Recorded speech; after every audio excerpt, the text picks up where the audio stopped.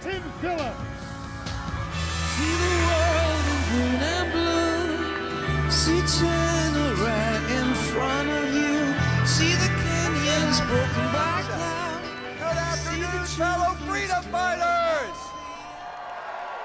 I tell you, I tried to let the guys actually let me go shirtless and burn the torch into my chest. They all said no. I don't know what happened. Well, welcome to Americans for Prosperity's 9th annual Defending the American Dream Summit. It's our very first summit in the nation's heartland, and we're proud to be in Ohio. You know, I'm a Southern boy. The accent may have given me away. It's a little tough to say this. I'm getting over it. But it's great to be in Columbus, home of the Big Ten national champion, Ohio State Buckeyes. Well, some boos, I get it, it's a tough life. 9 years ago at our first summit in Washington, D.C., 1,000 early AFP freedom fighters from really a handful of states gathered with a dream of taking our nation in a new direction. Today, over 3,600 of you from all 50 states make this summit the biggest in our history. Congratulations and thank you for that. Starting last evening and rolling straight through the night and the morning, buses started coming in with folks from across the country. Illinois, I saw folks from Illinois on that bus. From Virginia, I saw the biggest bunch of Tennessee volunteers coming in under Andrew Ogle's leadership. Pennsylvania, Texas, Arkansas, Louisiana, even my home state of South Carolina with Dave Schwartz and the guys there, and folks all in between. And for the first time this year, we actually have a couple of folks here from Hawaii. Hawaii, we're glad to have you here. And look, I told our board this. I will fly back to Hawaii with these two people. Together, we will launch an AFP chapter in Hawaii. Sure, I may have to stay in Hawaii 5, 10, 20 days. It's a sacrifice I'm willing to make for freedom. Well, our state-based movement is vibrant, it's energized, it's forward-looking, it's growing. It's a little different when you look back at Washington, D.C. You look back east to our nation's capital, it's dysfunction, denial, scandal, corruption, and that's just Hillary Clinton's email server. I mean, right? We invited Secretary Clinton to come, but she said the email was lost. I don't know what happened, but I'm sure maybe we can find those at some point. Apparently the Justice Department's found a few. But of all people, Hillary Clinton has chosen the issue of class warfare as her calling card. Have you noticed that? We hear her say, and I want to get this quote right, quote, "The deck is stacked against average Americans, and I'm here to reshuffle the deck." That's why Hillary Clinton says. She said she's here to reshuffle the deck for average Americans. Let's be clear about something. When it comes to working the political system to benefit herself, Hillary Clinton has stacked more decks than a Las Vegas card shark. Am I right? That's exactly right. Yes, our side, we've got challenges, difficulties, absolutely. But let's take a look at just how backward looking the left's leadership is. First, there's Harry Reid, the ex-majority leader of the United States Senate.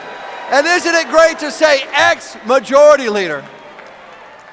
Reid was first elected to Congress in 1982. House Minority Leader Nancy Pelosi, remember her? She was first elected to Congress in 1987. Bernie Sanders is actually considered a rising star on the left. Have you noticed that? Well, Sanders was first elected to public office in 1981. Now we've got Vice President Joe Biden getting another look. You know when Joe Biden first ran for president? He started running in 1987 for the '88 election. Marco Rubio, who you're going to hear from tomorrow, was in college when Biden first ran for president. Things are so desperate on the left The media is reporting that our friends over there are now looking longingly, expectantly at Al Gore? Really? Al Gore?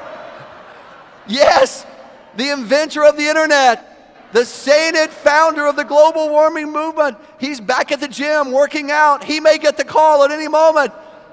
Al Gore first ran for president in 1988. Reid, Pelosi, Biden, Sanders, Gore. Here's a news flash for the left. Obviously, you're out of fresh ideas. You're tired. You're worn down. You're bitter. But look, the 1980s just called. They want all their failed politicians back. Let's give them to them. Absolutely. Well, there's good news today. In states across our nation, Americans for Prosperity staff and activists are helping lead literally a once-in-a-generation renaissance of free market reforms. They're helping bring Americans back from the malaise of the Obama economy, the slowest growing economy since post-World War II. It was Ohio's own Senator Robert Taft who led the successful effort passing the Taft-Hartley Act in 1947. That first began giving workers freedom from union abuses. Today, it's the industrial heartland once again taking the lead on this important issue. First, the great state of Indiana passed a right-to-work law to get that state's economy moving. Next, despite violence and mayhem from union extremists, Michigan passed right-to-work. And then just to continue showing off, Wisconsin weighed in, passing right to work this year. And speaking of Wisconsin, that state demonstrates the long-term approach our organization takes. You see, we launched Americans for Prosperity in Wisconsin in January of 2005, over a decade ago now. It was our 4th state chapter. Yep, our kickoff event was outside in Milwaukee on the shores of Lake Michigan. At that first event, we had our very first state director there, myself, and we had 14 intrepid grassroots activists join us that day. Did I mention it was outside in January? Yeah, I planned that one, my bad. It was literally 140 degrees below zero. It was. I've never seen anything like it in my life. It was April before I thawed out. I was done for 3.5 months. But from that inauspicious beginning, AFP built and grew in Wisconsin. We lost tough battles on issue after issue in those early years. But you see, with our model, we don't go away. We're long-term focused. We kept building. We kept delivering our economic freedom and prosperity message. And you want to know how a state changes? You want to know how a state changes? A decade ago, we launched Americans for Prosperity Wisconsin with 1 AFP staffer and 14 grassroots volunteers. Today, AFP has more activists across Wisconsin than the Wisconsin Teachers Union has members. That's how you change a state.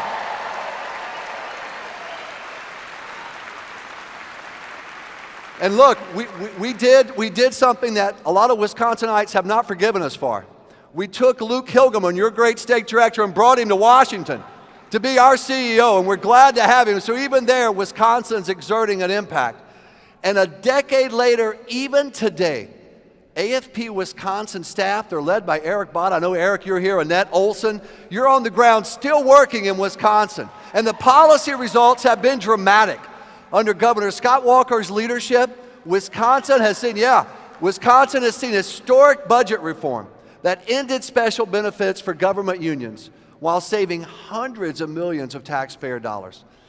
That same working and building is not just happening in Wisconsin, it's happening across the nation. At AFP, we now have 500 staff working in 36 states. Our goal is simple. We want to help every American from every background live a truly prosperous life. That's our mission. In other words, to achieve their version of the American dream. You know, for some, the dream means going out, building a business, creating jobs, providing services. For others, the dream's different. For others, the dream means getting a good, steady job to maybe take care of a family so that they can have the time to pursue their real passion at their church or synagogue, maybe volunteering at a retirement home or working in Little League Baseball. That's their version of the American dream. No matter what form the dream takes for each person, we know that economic freedom and individual liberty is the foundation upon which the American dream is achieved. So we reach out and we seek to touch the hearts and minds of our fellow citizens.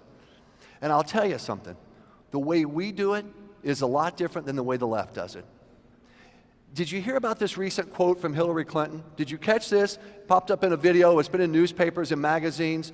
I want to get this quote right for you. I want to make sure we listen to what she said. She said, quote, "Look, I don't believe you change hearts. I believe you change laws, you change, listen to this, you change allocation of resources. You change the way systems operate." Now think about what the leader of the left says at this point, just this past week, by the way. This isn't 20 years ago, this is right now. You don't change hearts, you change laws, you change allocation of resources.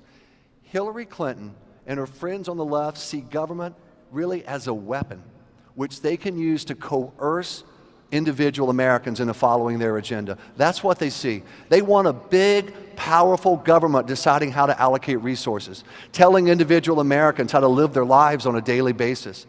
To see their strategy in action, just look at the global warming agenda under President Obama and Hillary Clinton.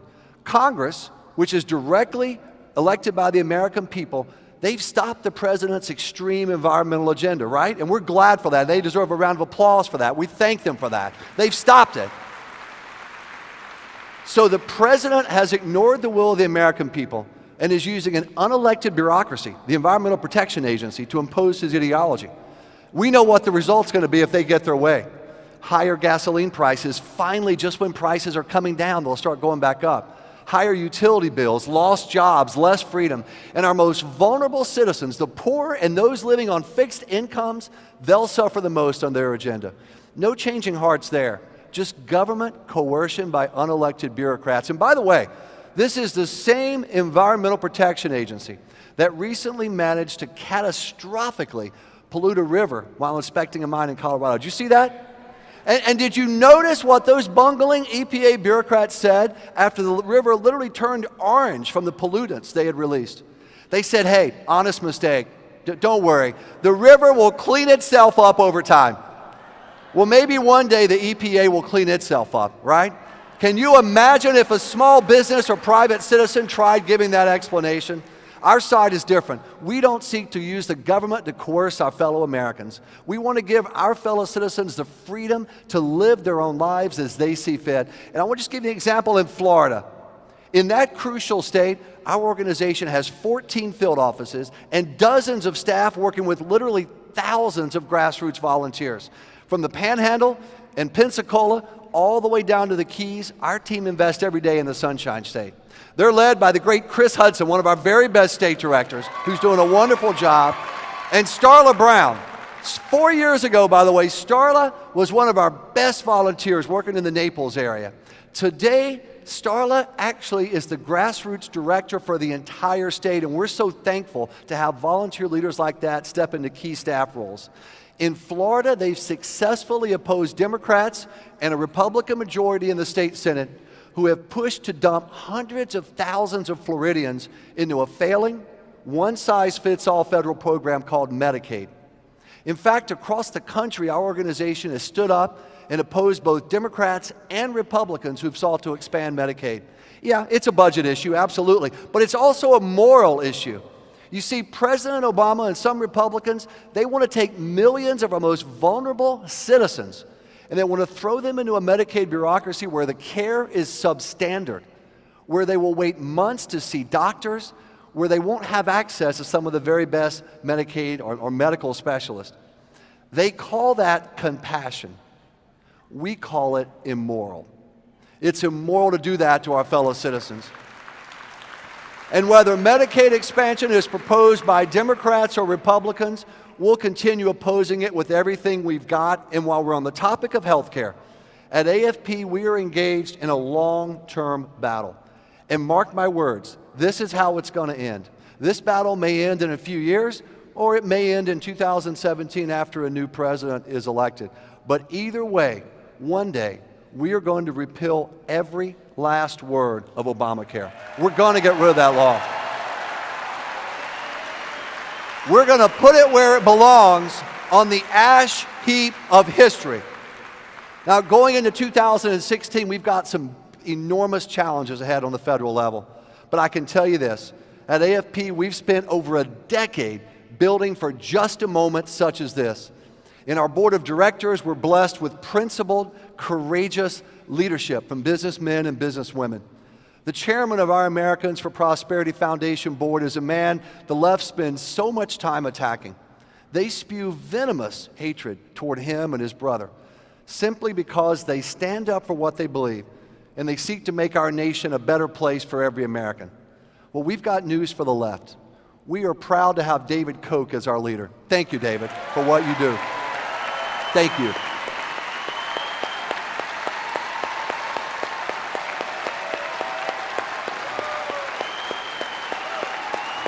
Thank you.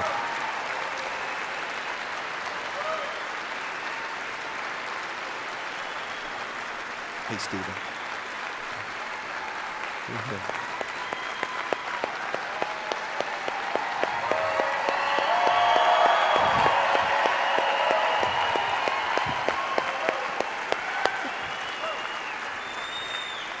Well, in the early years of Americans for Prosperity, I would come in off the road, often late at night, and I would do something I bet probably every parent here has done. You can probably relate.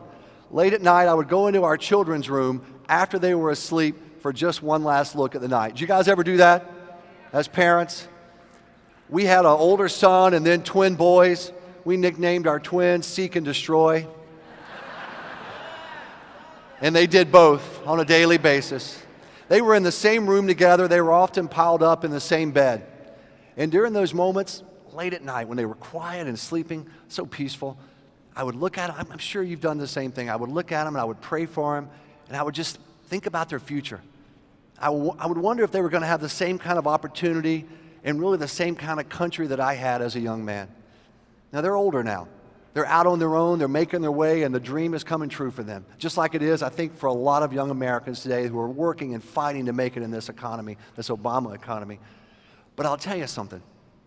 Tonight, across America, the next generation of parents are looking in on their children late at night. They're wondering if they're going to have the same opportunities, that next generation. The same country where you can make your dreams come true. At Americans for Prosperity, I can tell you this with all of our heart, every one of us, we're determined to answer that question with a resounding yes. Yes.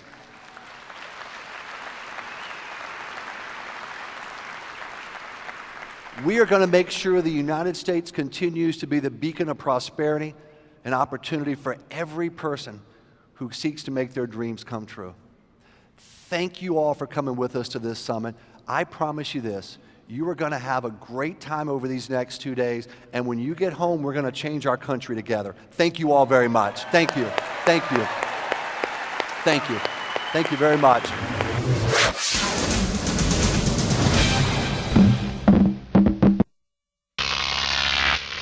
Croc TV.